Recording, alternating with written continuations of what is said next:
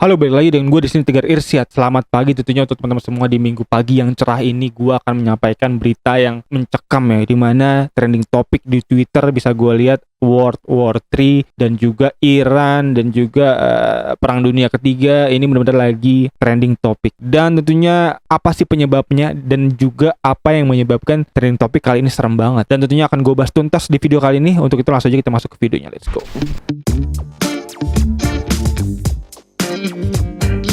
Oke, sebelum itu gue mau menjelaskan dulu ya untuk kronologi apa yang terjadi di situasi kali ini ya, dimana di hari ini serempak ya semua aset kelas investasi yang beresiko. Salah satunya ada indeks saham dan juga ada gold price dan juga bahkan kripto ini turun serempak. Bisa kita lihat harga emas turun ya semalam dari ATH-nya dia sampai harga yang cukup lumayan jauh 35% turun ya. Dan untuk harga Bitcoin juga turun, dimana turun yang cukup terjelembab ya di beberapa jam yang lalu. Dan harga di XY malah naik ya. Dan ini disebabkan oleh memang info perang yang sedang berkecamuk ya. Yang dimana perang yang terjadi ini adalah perang Iran, dimana Iran kabarnya sedang meluncurkan roketnya ke Israel. Dan ini apa penyebabnya? Tentunya ini diawali oleh Israel yang menyerang Iran melalui roketnya dia ke kedubes Iran di Damaskus ya, Suriah. 2 jenderal dan 5 penasehat militer pada hari Senin 1 April kemarin itu tewas gitu loh. Dan ini membuat Iran kayaknya sedikit murka dan juga Iran berjanji akan balas dendam kepada Israel. Itu langsung diberikan ya pernyataan itu oleh pemimpin tertinggi Iran yaitu Ayatollah Ali Khamenei. Dan juga sebelumnya yaitu di tanggal 3 Januari jenderal Iran juga Qasem Soleimani juga dibunuh ya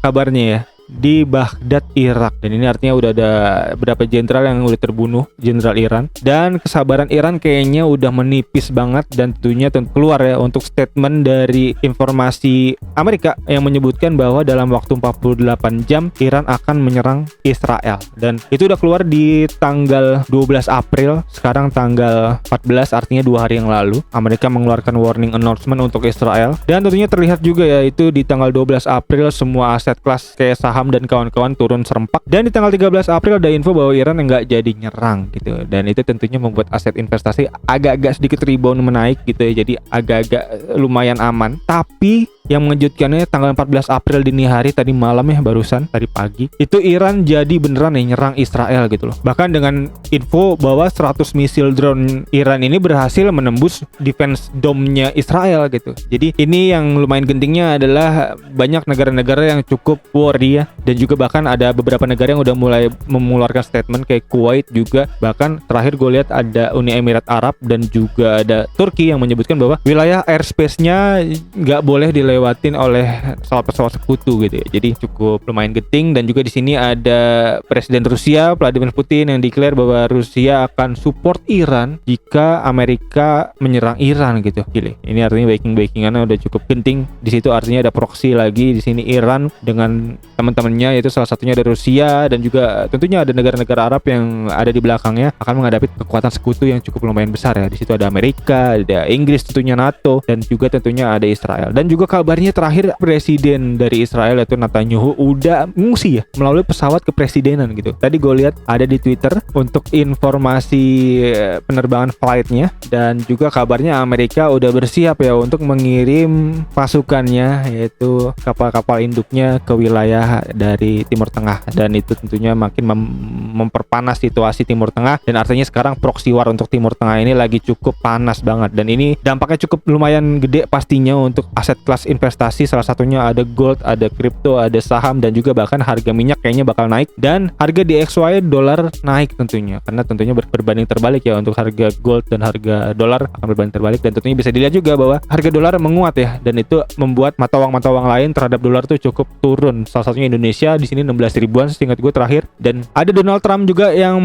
menyesalkan ya untuk tindakan dari Joe Biden. Di sini Joe Biden dianggap tidak mampu untuk memberikan kedamaian ya untuk untuk warga dunia. Di sini Donald Trump memberikan peringatan bahwa pemerintahan dari Biden ini akan mengarahkan untuk perang dunia gitu. Jadi ya emang tindakan-tindakan dari Biden cukup dipertanyakan ya, karena bisa kita lihat juga dari track recordnya Joe Biden di sini. Rusia attack Ukraina di bawah Biden, Hamas attack Israel, dan berkebalikannya Israel attack Palestina itu under Biden, Iran juga attack Israel under Biden. Jadi semua yang terjadi dari perang ini emang ada di bawah kepemimpinan Biden. Dan juga tadi gue bisa ngeliat tweet yang cukup menarik, yaitu dari tweetnya Hotelier. Dia menyebutkan, dia menjawab pertanyaan dari followernya, apa keuntungan dari perang gitu. Jadi katanya kalau perang berkecamuk, DXY pasti naik, dolar naik, tentunya mata uang yang sedang berjaya ya, salah satunya superior yaitu Amerika. Lalu dari DXY naik, surat utang dari negara tersebut naik, yaitu surat utang Amerika Serikat pasti naik, sehingga bisa ngutang lagi dia, karena kan utangnya Amerika ini udah all time high juga ya. Jadi ya itu salah satu cara yang dilakukan Amerika. Dan siapa yang nanggung? Yang beli paling terakhir ya. Dan juga kalau UST naik, yaitu US Treasury, salah satunya tadi itu bond dari Amerika, maka inflasi Amerika Serikat bisa ditransfer ke luar negeri. Jadi untuk negara-negara lain yang membeli USD, US Treasury tadi, obligasi pemerintah tadi, tentunya disebar ya untuk inflasi yang ada. Jadi tentunya kita semua menanggung utang Amerika Serikat, bahkan termasuk Indonesia kalau Indonesia membeli USD juga pastinya. Karena bisa kita lihat ya bahwa perang ini membuat negara sekitar tuh jadi antisipasi, sehingga mereka belanja pertahanan gitu. Kalau belanja di Rusia kena sanksi, kalau belanja di Amerika Serikat sebenarnya pesawat tempurnya lumayan nggak setinggi harganya, jadi jauh di bawah itu, tapi kan yang mahal izinnya. Jadi benar-benar ini politik perang yang cukup lumayan ribet gitu ya, dan membuat yang diuntungkan adalah tentunya balik lagi ke negara yang superior seperti Amerika. Dan juga yang ketiga, kalau perang terjadi nih, Amerika Serikat selaku negara superpower menerima banyak permintaan perlindungan gitu. Jadi meja negosiasi tentunya terbuka, dan juga misalnya kalau Amerika Serikat melindungi negara yang minta perlindungan tadi, maka dia akan mengalokasikan kelebihan minyak untuk beli surat utang Amerika Serikat. Jadi surat utangnya itu jadi dijual lagi gitu, jangan syarat dia akan dibantu untuk pertahanannya. Jadi ini benar-benar kayak polisi dunia ya. Dan juga yang keempat, kalau perang, Amerika Serikat nih salah satu negara yang superpower ini bisa ekspor barang-barangnya dan juga budayanya dengan kehadiran ketakutan perang tadi. Jadi fear ya, ada FAT di situ. Dan juga Amerika Serikat menjual produknya yang diklaim lebih bagus dari produk lainnya dengan imbalan AS ini akan membeli sumber dayanya dan invest di negaranya selama negara tersebut memelihara KADEF dalam bentuk dolar. Jadi ini sebenarnya dalam rangka untuk mengatasi situasi ekonomi sulitnya Amerika nih di tahun ini, karena Amerika Serikat ini lagi sulit-sulitnya tahun ini. Dan juga ditambah lagi ada pemilu, dan membuat di satu sisi dia harus menurunkan suku bunga, tapi di satu sisi dia juga harus menggelontorkan uang, mencetak uang untuk membiayai kedamaian dunia lah gitu ya istilahnya. Dan ini benar-benar di siklus yang memang lagi cukup sulit untuk Amerika secara ekonomi. Dan juga yang kelima, dalam perang pastinya banyak uji coba barang trial dan error gitu, misalnya kayak AI kemarin, dan juga seperti yang Israel lakukan ya untuk membunuh 37.000 orang Palestina gitu pakai AI dan juga drone-dronenya. Ini dikutip langsung ya dari tweetnya Hotelier Crypto, bisa teman-teman lihat di situ. Dan juga yang keenam, kalau perang dana darurat di-approve untuk Kongres dan dapat dibelanjakan lagi gitu. Dan jadi ada approve dana yang lebih besar bahkan dari APBN untuk cair. Ya, itu dana darurat perang ya. Di sini ada kutipan kata yang cukup menohok ya. War is profitable business. Belum lagi kalau alasan mengurangi populasi. Ini tweet dari Hotelier Crypto. Tentunya gua kutip langsung dan cukup membuka dang pikiran kita semua ya. Dan ini adalah salah satu waktu dan situasi dunia di pinggir jurang ya. Jadi benar-benar kita harap tentunya perang tidak berkecamuk, karena seperti halnya yang dikatakan oleh Albert Einstein, dia bilang dia nggak tahu perang dunia ketiga kayak apa, tapi yang dia tahu perang dunia keempat akan kembali perang dengan panah dan batu. Jadi kita bisa bayangin itu perang dunia ketiga kayak apa dahsyatnya, yang membuat perang dunia keempat bisa kembali perang menggunakan batu. Dan juga di sini Putin bilang say no to World War III, di mana dia bilang kenapa seluruh negara dari barat dan juga pemimpin Amerika bilang bahwa kita harus stand with Israel gitu, bukan malah we must stand for world peace ya, karena sebenarnya kan yang dijunjung tinggi harusnya kedamaian dunia gitu,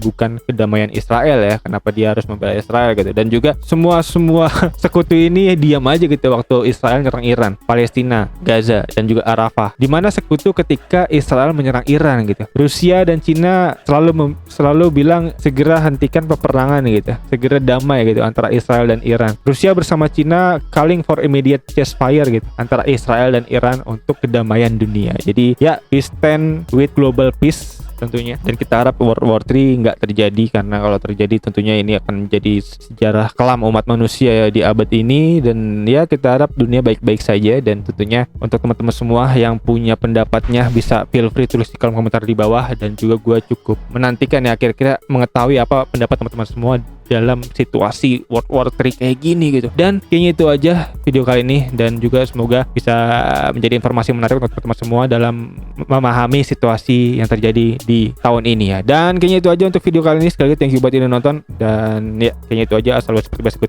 Irsyad. Peace out.